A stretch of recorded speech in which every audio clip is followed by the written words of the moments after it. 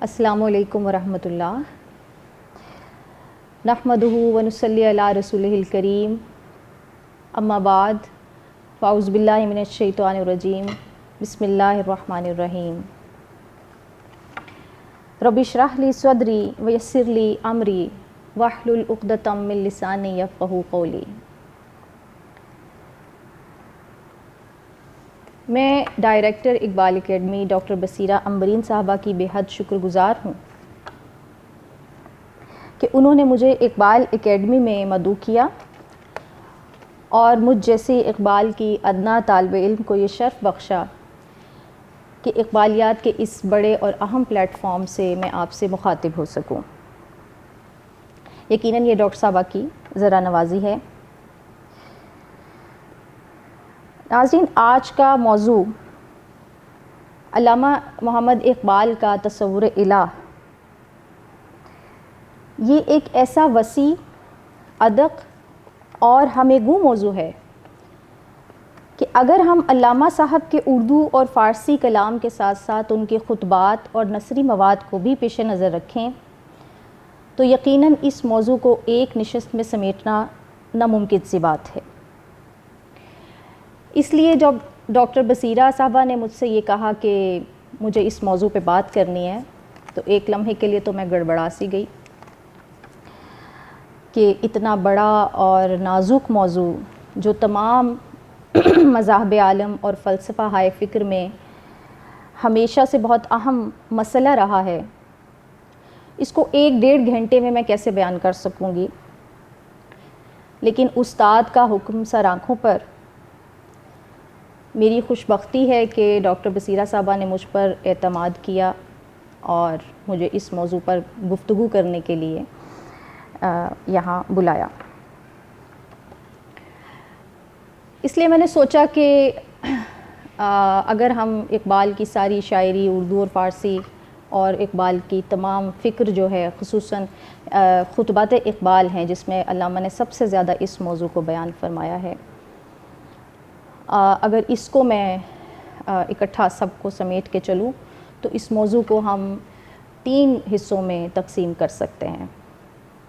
پہلا حصہ ذات باری تعالیٰ کے حوالے سے، دوسرا صفات باری تعالیٰ کے حوالے سے، اور تیسرے حصے میں اقبال کا جو توحید قرآنی کا فلسفہ ہے اور اس کو تصوف کا جو وحدت الوجودی تصورات ہیں ان کے ساتھ ملا کر تو ان کو الگ الگ نشستوں میں بیان کر دیا جائے. تو جو آج کی پہلی نشست ہے اس حوالے سے، اس میں ذات باری تعالیٰ کے حوالے سے علامہ کے جو افکار ہیں انشاءاللہ اس پر گفتگو کروں گی. اقبال کے نظریات اور افکار جو الہیات اسلامیہ کے حوالے سے ہیں، ان پر گفتگو کرنے سے پہلے ایک طائرانہ نگاہ اس بات پہ ڈال لینا ضروری ہے کہ الہیات کہتے کسے ہیں، خدا کیا ہے، خدا کی قدرت، وجود، صفات، کائنات، انسان، دیگر مخلوقات اور پھر ان سب کا خدا سے جو ربط اور تعلق ہے. جب ان تمام مباحث کو ہم فلسفہ اور مذہب دونوں کے حوالے سے دیکھتے ہیں تو وہ الہیات کی ذیل میں لایا جاتا ہے. یعنی مختصر لفظوں میں ہم کہہ سکتے ہیں کہ خدا کے بارے میں علم کو الہیات کہا جاتا ہے. اب جب یہ علم عقلی دلائل پہ جب اس کو پرکھا جاتا ہے خدا اور خدا سے متعلقہ معاملات کو، تو یہ فلسفے کی ذیل میں آتا ہے. اور جب ہم اس کو عقیدے کی روح سے دیکھتے ہیں اور وحی الہی اور فیضان حق کو ہم اس کا ماخذ بناتے ہیں تو یہ مذہب کی شکل اختیار کر لیتا ہے. اب جہاں تک الہیات اسلامیہ کی بات ہے، جو اسلام کا تصور الہ ہے، اس کی بنیاد آپ جانتے ہیں کہ کلمہ توحید یعنی لا الہ الا اللہ پر ہے.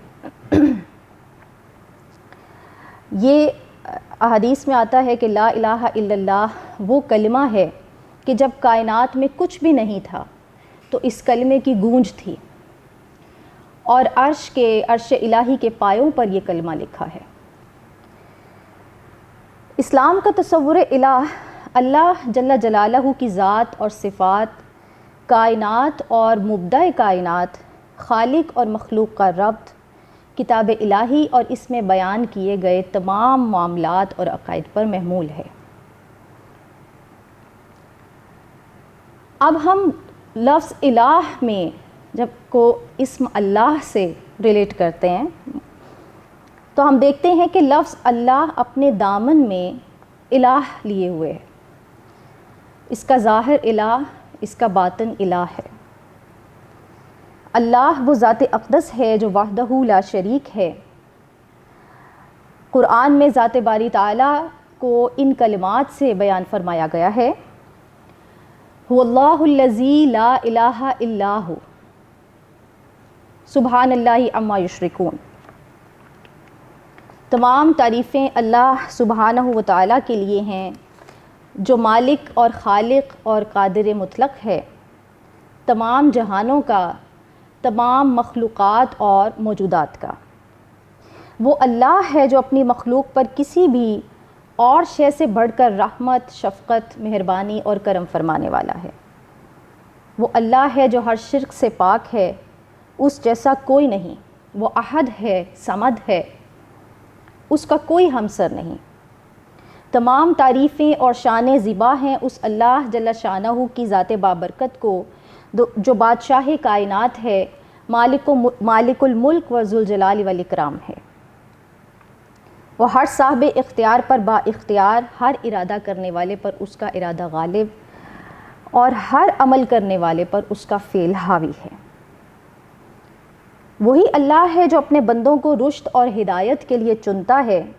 وہی اللہ ہے جو یہدی من یشاء کے مرتبے پر فائز ہے۔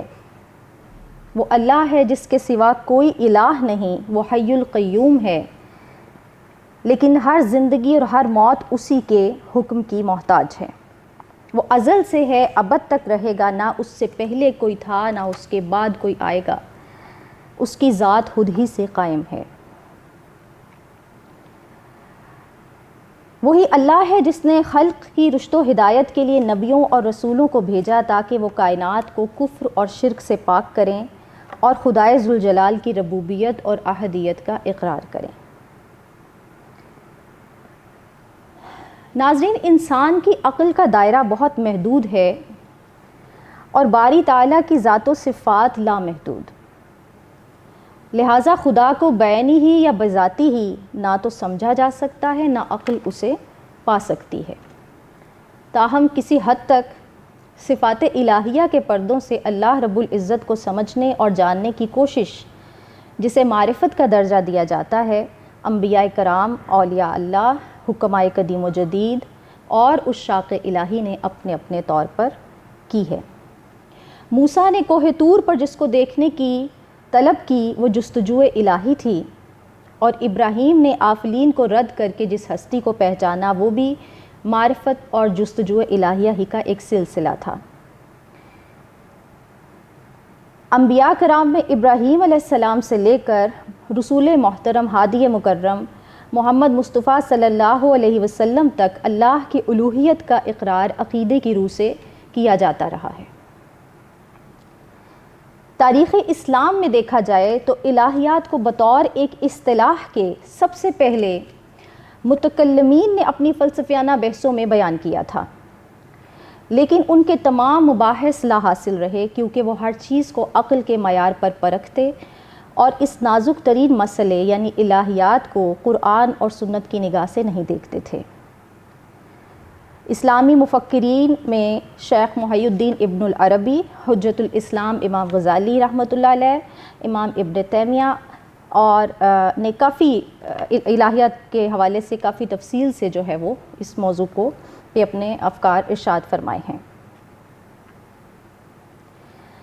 اب اسلام سے قبل اگر دیکھیں تو یہ کوئی اسلام پہلا مذہب نہیں تھا جس میں اللہ کے وجود پہ بات ہوئی ہو۔ اسلام سے پہلے دیگر مذاہب بالخصوص جو عیسائیت ہے اس میں بھی اللہ کے جو الہیات ہے وہ زیر بحث رہا ہے۔ لیکن ان تمام مذاہب کا جب ہم جائزہ لیتے ہیں، مطالعہ کرتے ہیں، تو یہ بات سامنے آتی ہے کہ انہوں نے خدا کے تصور کو جو ہے وہ عقلی دلائل سے پرکھنے کی کوشش کی ہے۔ یہی وجہ ہے کہ وہ آج تک خدا کے بارے میں کوئی علم یقین کے ساتھ فراہم نہیں کر سکے، اور اس کی تمام ظن و تخمین جو ہے وہ اقبال کے بقول صحیح لا حاصل رہی ہے۔ یا علامہ صاحب ایک جگہ کہتے ہیں کہ یہ اندھیرے میں اندھے کی ٹامک ٹوئیاں ہیں۔ ہندوستان کی تاریخ کا مطالعہ کیا جائے تو اقبال سے قبل شیخ مجدد الافسانی رحمۃ اللہ علیہ اور شاہ ولی اللہ دہلوی رحمۃ اللہ علیہ نے الہیات کے موضوع پر کافی تفصیل سے بات کی ہے۔ امام ابن تیمیہ کی طرح یہ اصحاب بھی اس بات پر پورا زور دیتے ہیں کہ الہیات کا ماخذ وحی و نبوت اور کتاب و سنت کو بنایا جائے۔ علامہ محمد اقبال بھی خدا کے وجود اور الہیاتی مسائل کے لیے کسی فلسفیانہ یا عقلی دلیل کی ضرورت محسوس نہیں کرتے۔ خدا کے بارے میں ان کے تصورات کا ماخذ براہ راست قرآن کریم ہے اور احادیث مبارکہ ہیں۔ خدا کے وجود کا اثبات اقبال کے نزدیک عقیدہ ہے، فلسفہ نہیں۔ علامہ کو اس بات پر بہت افسوس ہے کہ متکلمین اور صوفیہ کی ایک بڑی جماعت نے اس سادہ اور واضح تصور کو علم الکلام کا پیچیدہ اور فلسفیانہ مسئلہ بنا دیا ہے۔ اقبال کا کہنا ہے کہ خدا کی ذات اور صفات سے متعلق تمام فلسفیانہ بحثیں کار لا حاصل ہیں، اور یہ انسان کو اس کے اصل مقصد سے دور کر کے اسے امور کائنات سے بے خبر کر دیتی ہیں۔ وہ فرماتے ہیں کہ خدا کو صرف توحید قرآنی کے عقیدے سے ہی سمجھا جا سکتا ہے۔ زندہ قوت تھی جہاں میں یہی توحید کبھی، آج کیا ہے فقط ایک مسئلہ علم الکلام۔ پھر ذات اور صفات کے جو مباحث رہے ہیں تصوف میں اور فلسفے میں، اس حوالے سے اس کی تردید کرتے ہوئے علامہ فرماتے ہیں کہ قوم کے ہاتھ سے جاتا ہے متاع کردار، بحث میں آتا ہے جب فلسفہ ذات و صفات۔ علامہ فرماتے ہیں کہ عقیدے کے لیے عقلی تعویلات نہیں لائی جا سکتی۔ جو علم وحی اور نبوت کے ذریعے ہم تک پہنچا ہے اس کے لیے دل کو گواہ بنانا ضروری ہے۔ چنانچہ وہ کہتے ہیں تو عرب ہو یا عجم ہو، تیرا لا الہ الا لغت غریب جب تک تیرا دل نہ دے گواہی۔ تو یہ دل کی گواہی عقیدے کے ذریعے سے ممکن ہے۔ علامہ فرماتے ہیں کہ خدا کے وجود کو عقلی دلیل سے نہ تو ثابت کیا جا سکتا ہے، نہ اس کی ضرورت ہے، نہ مذہب اس کی اجازت ہی دیتا ہے۔ صحیح بخاری کی حدیث میں آتا ہے کہ رسول اللہ صلی اللہ علیہ وآلہ وسلم سے لوگ ایسے سوال کرتے تھے جن کا تعلق علم الغیب سے ہوتا تھا۔ آپ صلی اللہ علیہ وسلم ان پر ناراض ہوتے اور فرماتے کہ اللہ کو ناگوار گزرتا ہے کہ تم مجھ سے اس چیز کی بابت دریافت کرو جس کا علم صرف اللہ کو ہے۔ اب دوسری جانب فلسفہ ہے جس کی بنیاد ہی عقل پر ہے، اور عقل کا کام شک کرنا، سوال کرنا، تنقید کرنا ہے۔ فلسفہ ایسی ہر شے کا اعتبار کرنے سے انکار کر دیتا ہے جو عقل کی کسوٹی پر پوری نہیں اترتی۔ علامہ کے مطابق ایک فلسفی چونکہ ہر شے کو شعور نظری سے دیکھتا ہے، اور جو چیز اس کے ظاہری حواس سے یعنی حواس خمسہ سے ثابت نہیں ہوتی وہ اس کو رد کر دیتا ہے، لہٰذا فلسفی یا سائنسدان جو عقل کی بنیاد پہ چلتا ہے وہ خدا کے وجود کا منکر ٹھہرتا ہے۔ اپنے پہلے خطبے نالج اینڈ ریلیجس ایکسپیرینس میں علامہ بیان فرماتے ہیں کہ طبیعیاتی علوم کی مثال زاغ و زغن کی سی ہے جو فطرت کے مردہ جسم پر جھپٹتے ہیں اور اس کا ایک آدھ ٹکڑا نوچ کر لے جاتے ہیں۔ فلسفی چاہے الہیات پر کتنے ہی گہرے تفکر کا مظاہرہ کر لے، اقبال فرماتے ہیں وہ کتنا ہی غور و خوض کر لے، پھر بھی اس سے دل کی تشفی نہیں ہوتی اور نہ ہی اس سے قلب میں ایمان اور اعتقاد کی کیفیت پیدا ہوتی۔ فرماتے ہیں کہ نہ دیا نشان منزل مجھے اے حکیم تو نے، مجھے کیا گلا ہو تجھ سے تو نہ راہ نشیں نہ راہی۔ اب یہ بات کہ جب اقبال کہتے ہیں کہ خدا کے لیے کسی عقلی دلیل کی یا خدا کے وجود پر، ذات پر، صفات پر بحث کرنے کی ضرورت ہی نہیں، تو پھر اقبال نے اس کو اپنی شاعری میں اور اپنے جو خطبات ہیں خصوصی جو reconstruction of religious thought in Islam ہے اس میں جو پہلا خطبہ ہے، اقبال نے ان معاملات کو، ان مباحث کو زیر بحث کیوں بنایا؟ تو ہم یہ کہہ سکتے ہیں کہ اقبال چونکہ فکر اسلامی کی تشکیل نو چاہتے تھے اور انہوں نے جو تاریخ اسلام کا اور تصوف کی تاریخ کا جو مطالعہ کیا تھا اس سے وہ اس نتیجے پر پہنچے تھے کہ جو اسلام کا جو زوال ہے اس کے پیچھے بہت بڑی وجہ ان کے فکر کا زوال ہے۔ تو فکر کے ریوائول کے لیے اقبال یہ چاہتے تھے کہ جو معاشرہ جو ہے وہ اسی صورت میں، کیونکہ وہ جانتے تھے کہ معاشرہ جو ہے وہ اسی صورت ترقی کرے گا جو ہے وہ جب تک کہ وہ افکار کی اصلاح نہ ہو تب تک کردار کو درست نہیں کیا جا سکتا۔ لہٰذا فکر اسلامی کی تجدید نو کے ضمن میں اقبال جو ہے وہ ان سوالات کا اس موضوع پہ قلم اٹھاتے ہیں اور ان کا اور اپنے سے گزشتہ جو نظریات ہیں ان کی تجدید نو کرنے کی کوشش کر رہے ہیں۔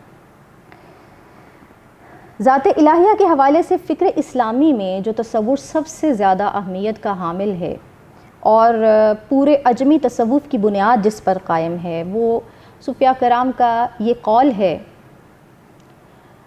کہ میں ایک چھپا ہوا خزانہ تھا، میں نے چاہا میں پہچانا جاؤں تو میں نے کائنات کو تخلیق کیا۔ اب خدا کے وجود کے بارے میں دیگر تصورات جن میں وصل و فراق، اتحاد و ایصال، حسن مطلق، ظہوری و مستوری، کثرت و وحدت، حادث و قدیم، واجب و موجود، رویت باری تعالیٰ اور دیدار و معرفت الہی، یہ سب اسی ایک قول سے اپنی غذا حاصل کرتے ہیں۔ اس قول سے ظاہر ہوتا ہے کہ یہ صوفیاء کرام جو اس کے قائل ہیں وہ ذات باری تعالیٰ کے حسن کی خود آرائی کے قائل ہے، یعنی حسن کی مستوری کے بجائے اس کی ظہوری کے قائل ہیں، اور پھر یہی ظہوری کا تصور جو ہے انہیں واصل یعنی فنا فی اللہ کی طرف لے جاتا ہے، واصل باللہ کی طرف لے جاتا ہے۔ چنانچہ ہم دیکھتے ہیں کہ تصوف اسلام کا جو 80% حصہ ہے وہ اسی قول کی تائید اور تشریح پر محمول ہے۔ فارسی اور اردو شاعری اس موضوع سے بھری پڑی ہے۔ جامی رحمۃ اللہ علیہ فرماتے ہیں کہ حسن تاب مستوری نہیں لا سکتا، تو غالب کا فلسفہ کہتا ہے ہم کہاں ہوتے اگر حسن نہ ہوتا خود بین۔ درد کی وجودیت یہ کہتی ہے حسن بے پرواہ کو خود بین و خود آرا کر دیا، تو ولی کی طبع آزمائی ان سے کہلواتی ہے کہ حسن تھا پردہ تجرید میں سب سوں آزاد، طالب عشق ہوا صورت انسان میں آ۔ حافظ عباد اللہ اختر اپنے مضمون علامہ اقبال اور وحدت الوجود میں لکھتے ہیں کہ حسن کی خود آرائی کا یہ تصور اردو اور فارسی شاعری پر اتنا غالب رہا ہے کہ اقبال کے ابتدائی کلام یعنی بانگ درا میں بھی حسن کامل کو حسن خود آرا قرار دینے کا خیال موجود رہا۔ اس دور میں اقبال صفات خداوندی کو انسان کے وجود میں دیکھنے کی بھی آرزو کرتے ہیں۔ مثلاً بانگ درا سے یہ چند اشعار دیکھیے۔ حسن بے پرواہ کو اپنی بے نقابی کے لیے ہوں اگر شہروں سے بن پیارے تو شہر اچھے کے بن۔ پھر کہتے ہیں حسن قدیم کی یہ پوشیدہ ایک جھلک ہے، لے آئی جس کو قدرت خلوت سے انجمن میں۔ پھر حسن ازل کی پیدا ہر چیز میں جھلک ہے، انسان میں وہ سخن ہے، غنچے میں وہ چٹک ہے، کثرت میں ہو گیا ہے وحدت کا راز مخفی، جگنوں میں جو چمک ہے وہ پھول میں مہک ہے۔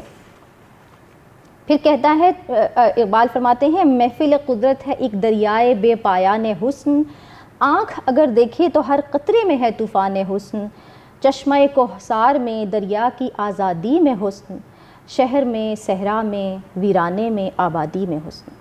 حسن کامل ہی نہ ہو اس بے حجابی کا سبب، وہ جو تھا پردوں میں پنہاں خود نما کیوں کر ہوا۔ ناظرین یہ اور اس طرح کے دیگر کئی اشعار یہ ظاہر کرتے ہیں کہ علامہ اس دور میں وحدت الوجودی تصور حسن کا پرچار کرتے ہیں، لیکن جب ہم ان اشعار کا بغور مطالعہ کرتے ہیں تو ہم یہ بات واضح ہوتی ہے کہ یہاں پر بھی اقبال اللہ کے وجود کی ذات کی جلوہ آرائی کی بات نہیں کر رہے، بلکہ حسن کو ایک اللہ کی ذات کی ایک صفت کے طور پہ، صفت باری تعالیٰ کے حوالے سے اقبال یہاں پہ اس کی جلوہ آرائی کی یہاں پہ بات کرتے ہیں۔ یعنی اس دور میں بھی اقبال کی فکر ذات الہیہ کو خود آرائی سے منسوب کرنا، اس کے ظہوری سے منسوب کرنا گوارا نہیں کرتی۔ ان کا یہ خیال ہے کہ حسن کا کمال اس کے پوشیدہ رہنے میں ہے۔ یہ اشعار دیکھیے، کس قدر اے میں تجھے رسم حجاب آئی پسند، پردہ انگور سے نکلی تو میناؤں میں تھی بنا تو ناش گردوں، دن کے پردے میں آیا نہاں، شب کو ان کے جی میں کیا آئی کہ اریاں ہو گئیں۔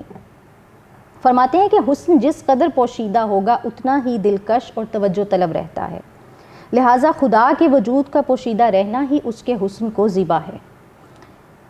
چنانچہ مستوری کا جو یہ تصور ہے وہ فکر اقبال میں خدا کی ذات کے حوالے سے اقبال کا جو فراق کا تصور ہے اس کو بنیاد فراہم کرتا ہے۔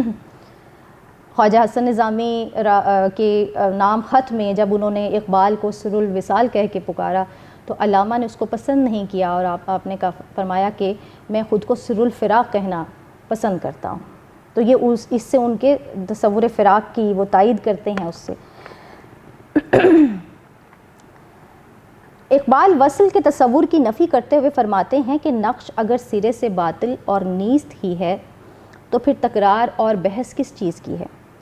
ایک شے جب دوسری شے سے واصل ہونا چاہتی ہے تو شرط یہ ہے کہ پہلی شے اور دوسری شے ایک دوسرے سے الگ رہی ہوں۔ جب دونوں ایک ہی ہیں تو پھر وصل کیسا؟ انا الحق انا الدہر اور سبحانی ما اعظم شانی جیسے اقوال نے اتحاد و اتصال کی روایت کو تصوف میں جنم دیا۔ تاہم علامہ کا نقطہ نظر اس سے جدا ہے۔ وہ فرماتے ہیں کہ اتحاد و تقرب سے یہ مقصود نہیں کہ ایک متناہی خودی لامتناہی خودی میں جذب ہو کر فنا ہو جائے، بلکہ اس کا مقصد یہ ہے کہ متناہی لامتناہی کی آغوش محبت یا سایہ عاطفت میں آ جائے۔ فرماتے ہیں یہ ذکر نیم شبی، یہ مراقبے، یہ حضور، تیری خودی کے نگہباں نہیں تو کچھ بھی نہیں، یہ عقل جو مہو پرویں کا کھیلتی ہے شکار، شریک شورش پنہا نہیں تو کچھ بھی نہیں۔ دوسری جانب اتصال کے حامیوں کا کہنا ہے کہ متناہی اور لامتناہی ایک دوسرے سے الگ ہو ہی نہیں سکتے، ایسے تو دو ذاتیں لازم آ جائیں گی۔ اقبال فرماتے ہیں کہ ان کی فکر میں یہ تضاد اس وجہ سے ہے کیونکہ ہم نے لامتناہیت جو ہے اس کی ماہیت کا تصور ہی غلط قائم کیا ہے۔ حقیقی لامتناہی توسع اور افزونی سے عبارت ہے، چنانچہ جو ہی ہم اس کے توسع اور افزونی پر نظر رکھتے ہیں ہمارے لیے یہ سمجھنا مشکل نہیں رہتا کہ متناہی خودی لامتناہی سے متمیز تو ہے، منفصل نہیں ہے۔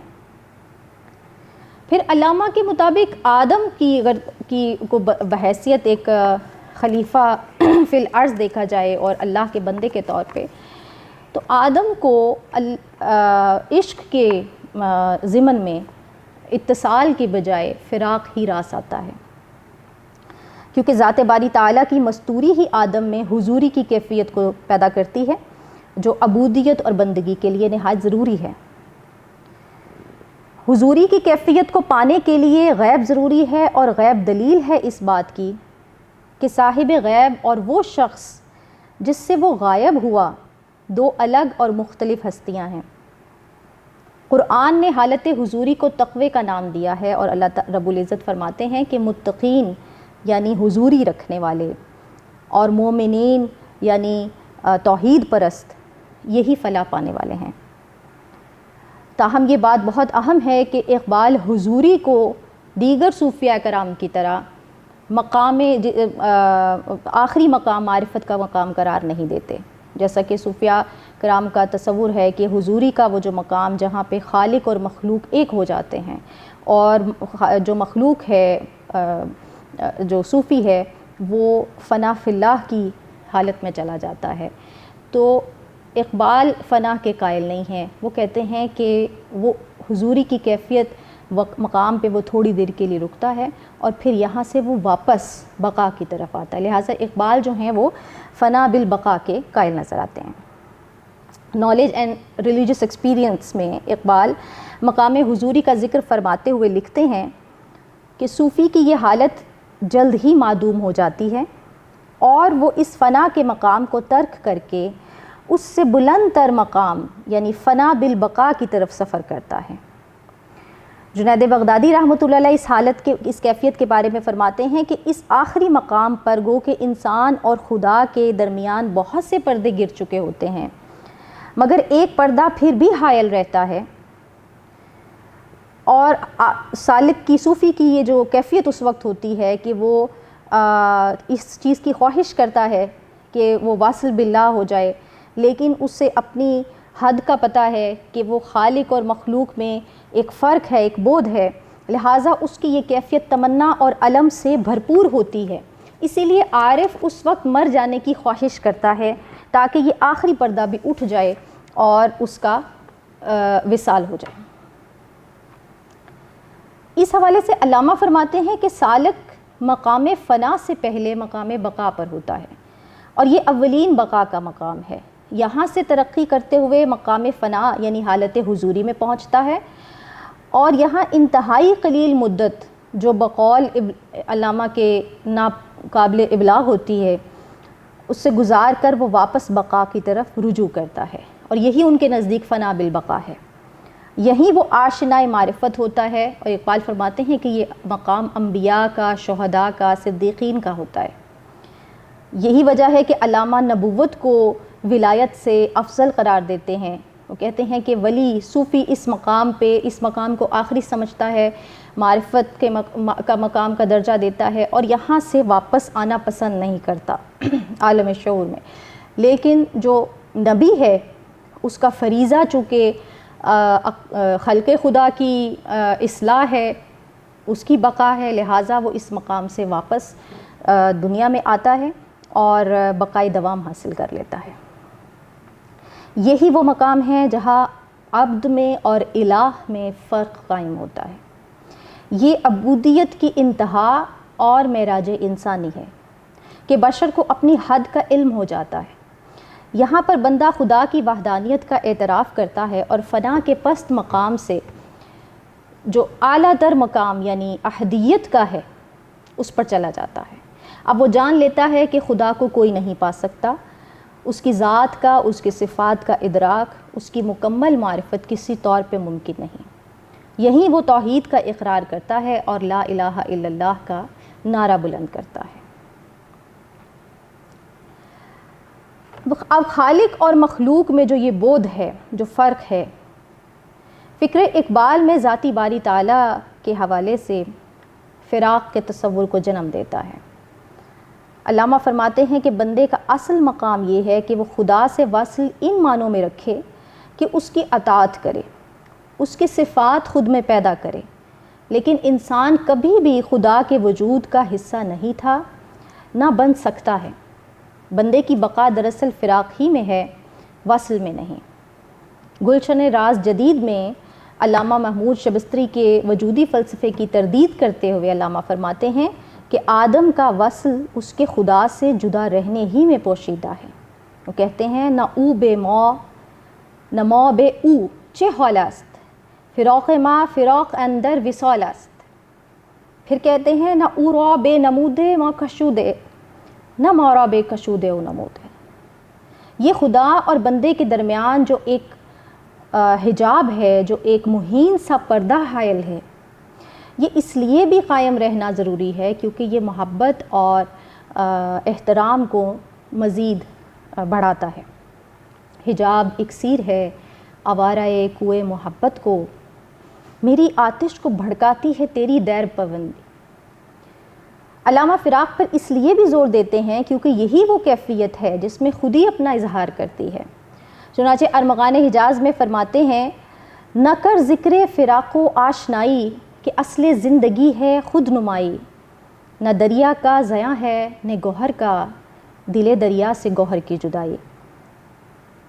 علامہ کہتے ہیں کہ فنا فی اللہ کا عقیدہ رکھنے والے صوفیہ لا کو تو پیش نظر رکھتے ہیں لیکن اللہ کے فلسفے کو نظر انداز کر دیتے ہیں، جو کہ فلسفہ نہیں بلکہ عقیدہ بن جاتا ہے۔ اللہ لبالب شیشہ تہذیب حاضر ہے مائے لا، مگر ساقی کے ہاتھوں میں نہیں پیمانہ الا۔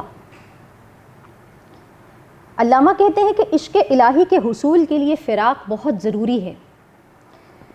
فلک مشتری پر حلاج کی روح سے جو علامہ کے مکالمات ہوئے ہیں، جس میں علامہ نے حلاج کو خواجہ اہل فراق کہہ کے پکارا ہے، یہاں پہ اقبال کا تصور فراق بہت واضح ہو کے سامنے آتا ہے۔ یہاں حلاج کہتا ہے بے خلش ہا زیستن نو زیستن۔ حدیث مبارکہ میں آتا ہے کہ مومن ہمیشہ دو کیفیات یعنی امید اور خوف کے درمیان مابین معلق رہتا ہے۔ یعنی ایک طرف اسے اس چیز کی امید ہے کہ خدا کی رحمت اور شفقت میں خدا مہربان ہوگا، خدا کی رحمت کی امید رکھتا ہے، لیکن ساتھ ہی اپنے گناہوں پہ جب نگاہ کرتا ہے تو وہ اس خوف کا بھی شکار ہے۔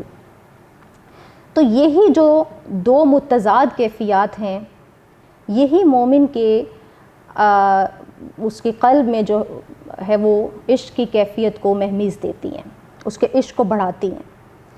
کبھی میں ڈھونڈتا ہوں لذت واصل، خوش آتا ہے کبھی ذوق جدائی۔ لہٰذا فراق کا جو تصور ہے اس کا اور اقبال کے یہاں جو مستوری کا، ذات الہیہ کی مستوری کا جو تصور ہے حسن کا، یہ دونوں ایک دوسرے کے پیرالل ہو جاتے ہیں۔ عالم سوز و ساز میں وصل سے بڑھ کے ہے فراق، وصل میں مرگ آرزو، ہجر میں لذت طلب، گرمی آرزو فراق، شورش ہائے ہو فراق، موج کی جستجو فراق، قطرے کی آبرو فراق۔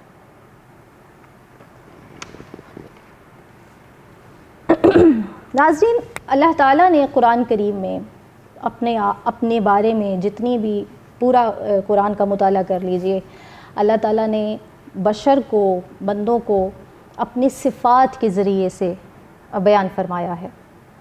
لیکن ایک صورت قرآن کی ایسی ہے جس میں اللہ تعالیٰ نے اپنی ذات براہ راست اپنی ذات کا ذکر کیا ہے، یعنی صورت اخلاص۔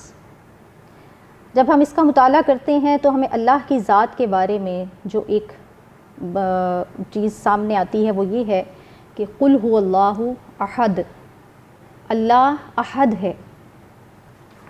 اب یہ احد کیا چیز ہے، یہ میں آگے جا کے اس کو کرتی ہوں۔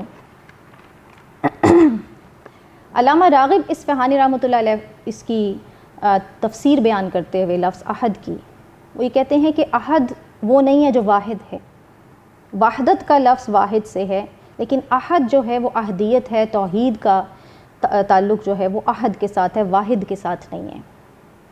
لہٰذا اور علامہ بھی جو تھے وہ احدیت کے قائل تھے، وہ صوفیانہ اتحاد اور وحدت کو ایک دوسرے سے الگ قرار دیتے ہیں۔ جب اقبال خدا کی وحدانیت کی بات کرتے ہیں تو اس سے مراد یہ وہ اتحاد نہیں ہے جو صوفیہ کرام وحدت الوجودی صوفیہ کے یہاں قطرے اور سمندر کی مثال سے واضح کیا جاتا ہے۔ اقبال کے نزدیک خدا احد ہے، یکتا ہے، یگانہ ہے، اس کی ذات ہر قسم کے تغیر و تبدل سے پاک ہے۔ امام ربانی مجدد الافسانی رحمۃ اللہ علیہ اللہ کی ذات کے حوالے سے فرماتے ہیں ان اللہ وراء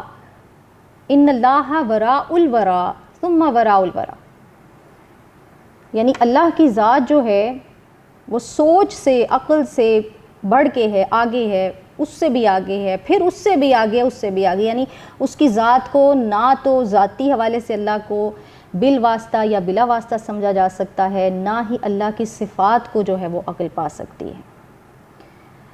بالکل یہی نقطہ نظر علامہ کا ہے۔ علامہ خدا کے وجود کے لیے کسی عقلی نظری دلیل کی ضرورت محسوس نہیں کرتے۔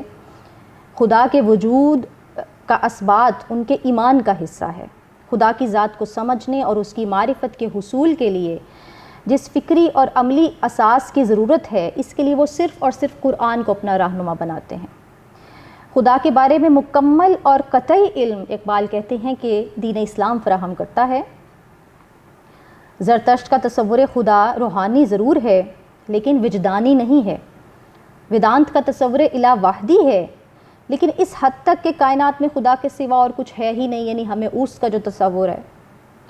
تو علامہ کہتے ہیں کہ اسلام کا جو تصور الہ ہے وہ توحید کی اساس پہ قائم ہے، لہٰذا خدا کے بارے میں بہترین جو معلومات ہیں وہ عقیدہ توحید کی روح سے ہی مل سکتی ہیں۔ علامہ خدا کو شعور مذہبی سے دیکھتے ہیں، اس لیے خدا ان کے نزدیک حقیقت مطلق ہے۔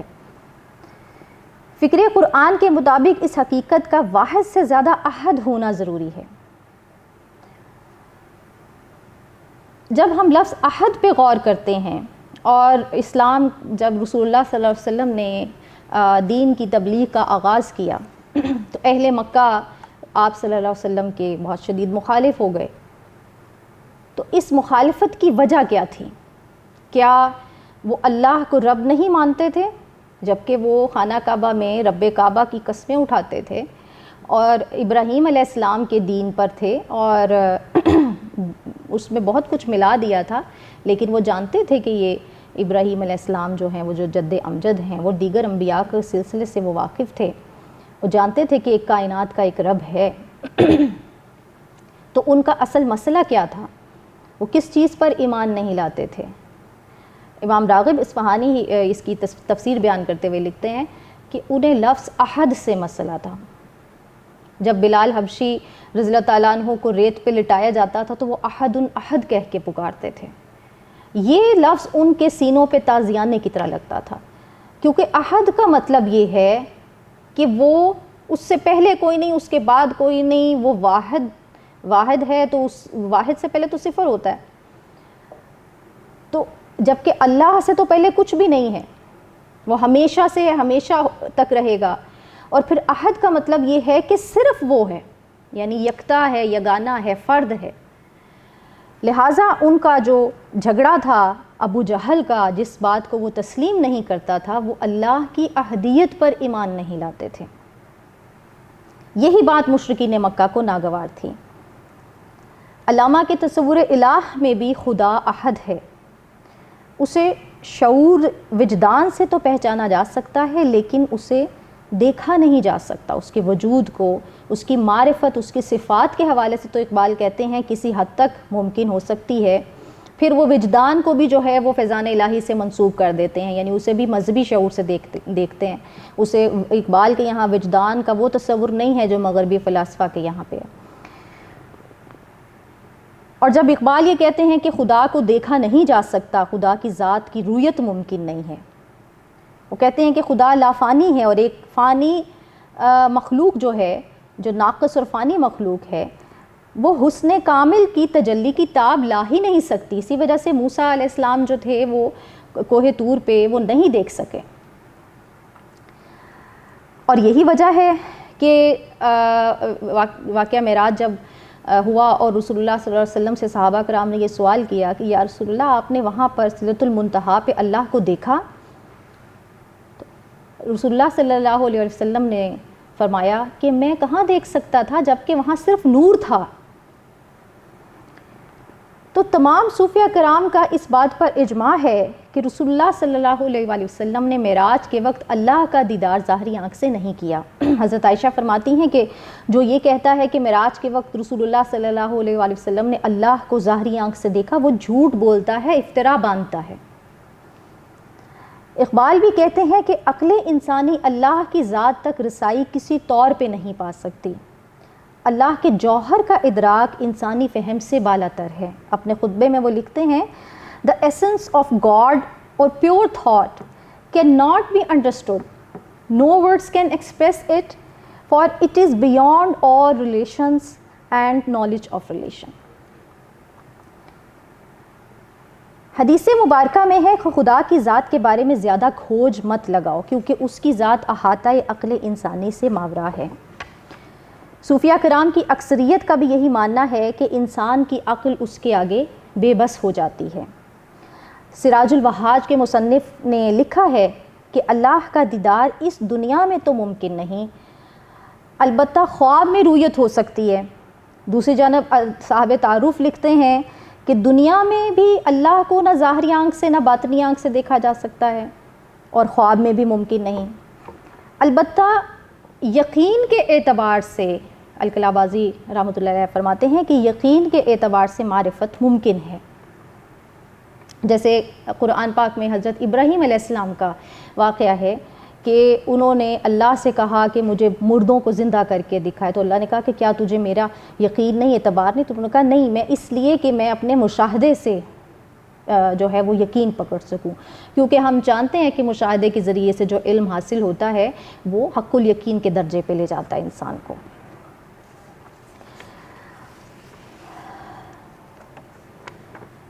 ناظرین، انسان کو جس شے سے قلبی اور جذباتی لگاؤ ہوتا ہے وہ اپنے ہر معاملے میں اسی شے کی طرف رجوع کرتا ہے، یا اس کی جو باتیں ہیں، اس کی فکر اور ذکر اس میں اسی محبوب شے کا تذکرہ ہوتا ہے۔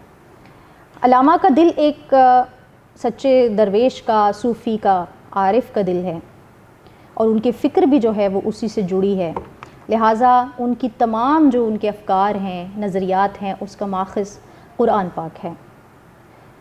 خدا سے متعلق تمام نظریات اور مباحث کا حل علامہ نے قرآن سے نکالنے کی کوشش کی ہے۔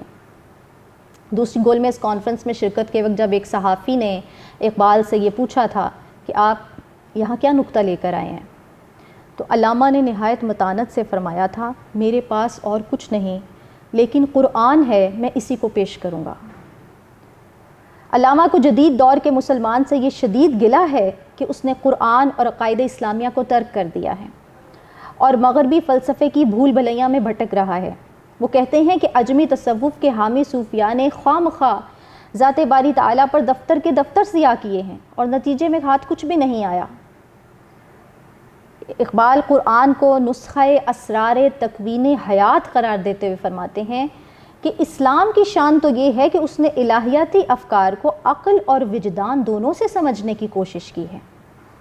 علامہ ایک موحد کے طور پر خدا کے وجود پر کیے گئے تمام مباحث کو فلسفے کا شاخسانہ قرار دیتے ہیں اور اسے سخت ناپسندیدگی کی نگاہ سے دیکھتے ہیں۔ اقبال کی جو ارمغان حجاز کی نظم ابلیس کی مجلس شورا ہے، اس کا موضوع بھی یہی ہے کہ ابلیس یہ کہتا ہے کہ ان جو جدید دور کا جو مسلمان ہے، اس کو فلسفیانہ افکار میں ذات اور صفات اور حادث اور قدیم کی جو بحثیں ہیں اس میں الجھا کے رکھ دو، اور تاکہ یہ قرآن کے حقیقی جو پیغام جو توحید ہے یہ اس سے دور رہیں، کیونکہ شیطان کو، ابلیس کو اگر کسی شخص سے وہ ڈرتا ہے تو وہ شخص ہے جو حامل قرآن ہوگا۔ علامہ کے بارے میں ان کی جو احباب کی تحریریں ہیں اس سے بھی معلوم ہوتا ہے کہ وہ جب ان سے کوئی شخص خدا کی ذات کے بارے میں براہ راست سوال کرتا تھا تو وہ اس سے گریز کرتے تھے اور جو ہے وہ انہیں پسند نہیں ہوتا تھا، خاموشی اختیار کر لیتے تھے۔ مختصر یہ ہے کہ علامہ کے نزدیک خدا کے وجود کے لیے کسی عقلی دلیل کی ضرورت نہیں۔ محمد عربی صلی اللہ علیہ وسلم کا یہ فرما دینا ہی ہمارے لیے کافی ہے کہ صرف اللہ ہی الہ ہے، موجود ہے، احد ہے، یکتا ہے۔